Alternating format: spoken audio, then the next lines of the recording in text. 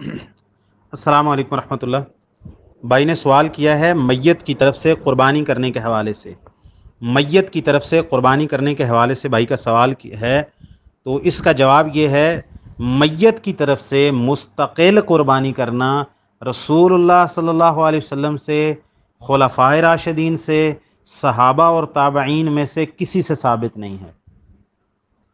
پھر سن لیں، میت فوت شدگان کی طرف سے مستقل قربانی کرنا کہ یہ بکرا اس کی طرف سے یوم النحر کو، عید الاضحیٰ کو قربان کروں، یہ اس کی طرف سے قربانی ہے، یہ اونٹ اس کی طرف سے ہے، یہ گائے اس کی طرف سے، یہ حصہ اس کی طرف سے ڈال رہا ہوں، تو رسول اللہ صلی اللہ علیہ وسلم، صحابہ، تابعین، خلفائے راشدین سے میت کی طرف سے مستقل قربانی کرنا بالکل ثابت نہیں ہے۔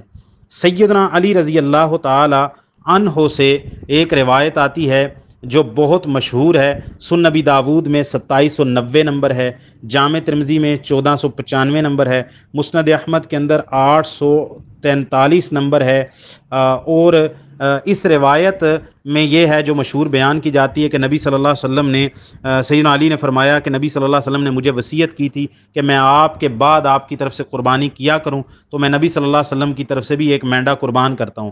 اس روایت میں 3 علتیں ہیں، یہ روایت سخت ضعیف ہے، اس میں 3 علتیں ہیں۔ پہلی علت اس میں شریک بن عبداللہ القاضی النخعی، یہ سیء الحفظ ہیں، یعنی ان کا حافظہ درست نہیں تھا، اور یہ متفرد بھی ہیں اس روایت کو بیان کرنے میں۔ پہلی علت، اس میں شریک بن عبداللہ القاضی سیء الحفظ ہیں۔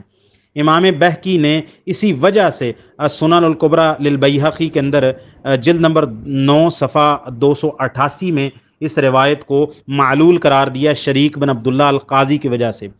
دوسری اس میں علت، ابو الحسناء جو ہیں وہ مجہول راوی ہیں، مجہول وہ جس کے حالات معلوم نہیں ہیں، تو ابو الحسناء اس میں مجہول ہیں۔ یہ تقریب التہذیب میں حافظ ابن حجر الاسقلانی نے اس کو مجہول لکھا ہے، اور امام ذہبی نے میزان الاعتدال میں لکھا ہے حدث عنہ شریک لا یعرف، اس سے صرف شریک بن عبداللہ القاضی بیان کرتے ہیں، یہ راوی معروف نہیں ہے، مجہول ہے۔ اس طرح اس میں تیسری علت حنش بن المعتمر الصنعانی ہیں، اور یہ سیدنا علی رضی اللہ تعالیٰ عنہ سے جو بیان کرنے والا راوی ہے، یہ جو بندہ ہے نا، اس کو امام عقیلی نے، ابن الجارود نے، امام ساجی نے ضعفاء میں شمار کیا ہے، اور امام ابن حبان نے اس کو مجروح راویوں میں ذکر کیا ہے، اور کہا ہے کانا کثیر الوہم فی الاخبار، یہ اس کی خبروں میں، یہ جو روایتیں بیان کرتا نا، وہم بہت زیادہ ہوتا تھا، تو یہ اس کو وہم ہو جاتا تھا، بات بھول جاتی تھی۔ ینفرد عن علی باشیاء لا تشبہ حدیث الثقات حتی صار ممن لا یحتج بحدیثہ، کہ یہ بندہ ایسی باتیں اکیلا حضرت علی سے بیان کرتا تھا، سیدنا علی رضی اللہ تعالیٰ عنہ سے، جو باقی ثقہ راویوں سے میل نہیں کھاتی تھی، ان کے مشابہ نہیں ہوتی تھی۔ امام ترمذی نے بھی اس روایت کو اسی وجہ سے ضعیف قرار دیا ہے۔ تو یہ روایت تو ضعیف ہوگی، سیدنا علی رضی اللہ تعالیٰ سے نبی صلی اللہ علیہ وسلم کی طرف سے قربانی کرنے والی جو مشہور روایت بیان کی جاتی ہے، اس میں 3 علتیں ہیں، شریک بن عبداللہ القاضی سیء الحفظ ہے، اور ابو الحسناء مجہول ہے، اور حنش جو ہے وہ بھی ضعیف راوی ہے، منفرد ہے، اور کثیر الوہم ہے۔ تو لہٰذا یہ بات جو دلیل ہے کہ میت کی طرف سے قربانی کی گئی ہو، یہ ثابت نہیں ہے۔ دوسری بات یہ ہے کہ نبی صلی اللہ علیہ وسلم سے بھی ثابت نہیں کہ آپ نے کسی اپنے اعزا و اقارب میں سے کسی میت کی طرف سے نبی پاک نے خود قربانی کی ہو۔ آپ کی 3 بیٹیاں آپ کی حیات طیبہ میں وفات ہوئی، ان کی 3 شہزادیوں کی، کسی کی طرف سے نبی صلی اللہ علیہ وسلم نے عید الاضحیٰ کے موقع پہ قربانی نہیں کی۔ نبی صلی اللہ علیہ وسلم کے چچا سیدنا حمزہ بن عبد المطلب سید الشہداء شہید ہوئے، نبی پاک نے ان کی طرف سے کبھی قربانی نہیں کی۔ اور اسی طرح نبی صلی اللہ علیہ وسلم نے اپنی سب سے پیاری زوجہ محترمہ ہماری ماں ام المومنین سیدہ خدیجہ الکبریٰ طاہرہ مطہرہ رضی اللہ تعالیٰ عنہا کی طرف سے بھی کبھی قربانی نہیں کی نبی صلی اللہ علیہ وسلم نے۔ اسی طرح کسی ایک صحابی سے ثابت نہیں ہے کہ انہوں نے اپنے قریبی رشتہ دار فوت شدگان کی طرف سے قربانی کی ہو۔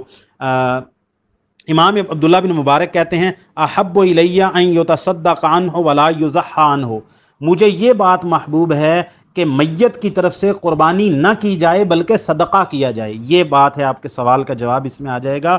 احب الیہ, عبداللہ بن مبارک کہتے ہیں احب الیہ, مجھے یہ بات محبوب ہے, ان یتصدق عنہ, کہ میت کی طرف سے صدقہ کیا جائے, ولا یضحی عنہ, لیکن اس کی طرف سے قربانی نہ کی جائے. وَإِنْ ضحیٰ, اور اگر کوئی قربانی کر لے میت کی طرف سے, فَلَا يَأْكُلُ مِنْهَا شَيْئًا, تو اس میں سے خود کچھ نہیں کھائے گا.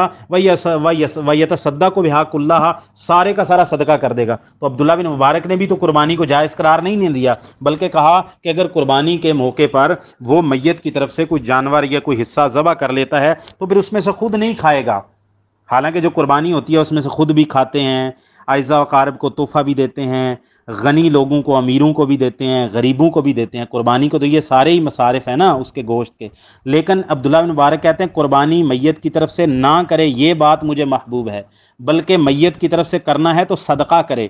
اور اگر میت کی طرف سے کوئی بندہ قربانی کر لیتا ہے, یعنی کوئی عید الاضحیٰ کے موقع پر میت کی طرف سے کوئی جانور ذبح کر لیتا ہے, تو فلا یاکل منہا شیئا, اس میں سے خود کچھ نہیں کھائے گا. ویتصدق بہا, ویتصدق, اور وہ صدقہ کر دے گا, کلہا, سارے کے سارے گوشت کا. تو گویا کہ عبداللہ بن مبارک رحمہ اللہ جب کہہ رہے ہیں کہ سارا صدقہ کرنا ہے تو پھر قربانی تو نہ رہی, کیونکہ قربانی میں اضحیہ میں تو خود بھی کھا سکتے ہیں, امیروں کو بھی دے سکتے ہیں, غریبوں کو بھی دے سکتے ہیں. تو جب سارا صدقہ کرنا ہے تو اس کا مطلب ہے کہ عبداللہ بن مبارک رحمہ اللہ کا فتویٰ بھی یہ ہے کہ میت کی طرف سے مطلق صدقہ ہو سکتا ہے. اختصاراً اب یہ بات ہے کہ میت کی طرف سے مستقل طور پر قربانی کرنا رسول اللہ صلی اللہ علیہ وسلم, صحابہ, تابعین, تبع تابعین کسی سے ثابت نہیں ہے. اور اگر کوئی بندہ میت کی طرف سے کچھ کرنا چاہتا ہے, جانور ذبح کر کے تقسیم کرنا چاہتا ہے تو کر سکتا ہے. وہ عید الاضحیٰ کے موقع پہ بھی کر سکتا ہے, اس سے پہلے بھی کر سکتا ہے, لیکن پھر وہ صدقہ ہوگا, صدقے کی بکری ہوگی, صدقے کی گائے ہوگی, صدقے کا اونٹ ہوگا, وہ سارا محتاجوں اور فقراء میں تقسیم کر دیا جائے گا. اس کے مصارف قربانی والے مصارف نہیں ہوں گے. السلام علیکم.